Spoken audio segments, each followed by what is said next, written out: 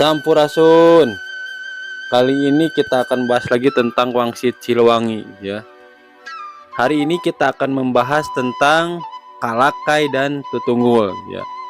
Penegasan ini kita peroleh dari naskah versi Pantun Bogor gitu ya. Kalimatnya seperti ini. Tapi kalakaina nu marurag ti Paku Jajar jeung tutunggul anu pabalatak henteu dirawat di patilasan teu puguh ngaran. Kata kalakai anu pabalatak atau daun tua yang berserakan semakin menegaskan ya. Yang sedang dilakukan budak Angon adalah mengumpulkan catatan-catatan sejarah yang berserakan di petilasan yang tidak bertuan. Ya, semestinya memberi pemahaman kepada siapa saja yang ingin mencari Pajajaran ya, agar menggali dan menelusuri dari berbagai sumber, termasuk data-data tak bertuan, tutur turun-temurun yang selama ini diabaikan para sejarawan yang terpaku pada metode penelitian ya.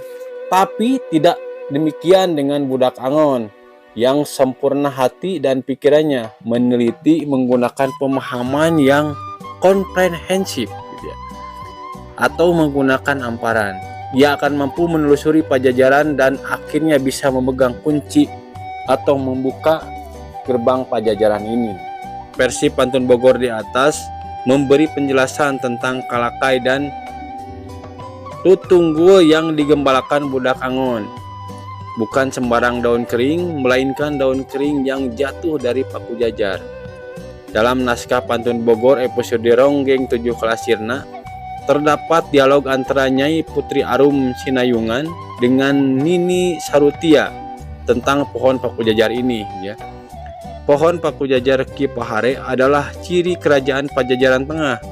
Untuk menemukan lokasi bekas kerajaan ini, Ki Lengser hanya menyuruh Nyi Putri Arum Sinayungan mencari pohon Paku Jajar Ki Pahare yang tinggi dan besar.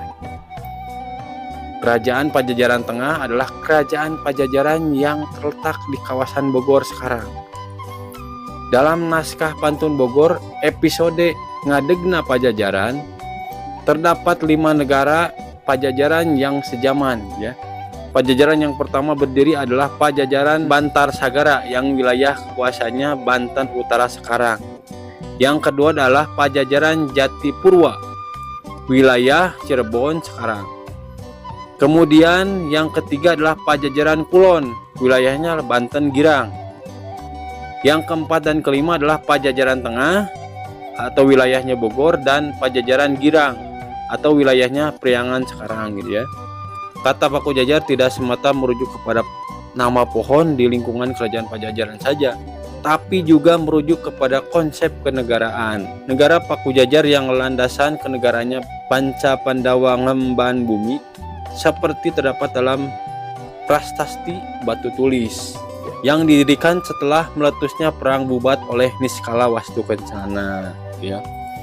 Itu mungkin sedikit tentang Kalakai dan Tutunggul gitu ya, yang menjadi ciri nanti akan keluarnya budak Angon atau yang sedang digembalakan oleh budak Angon ini ya.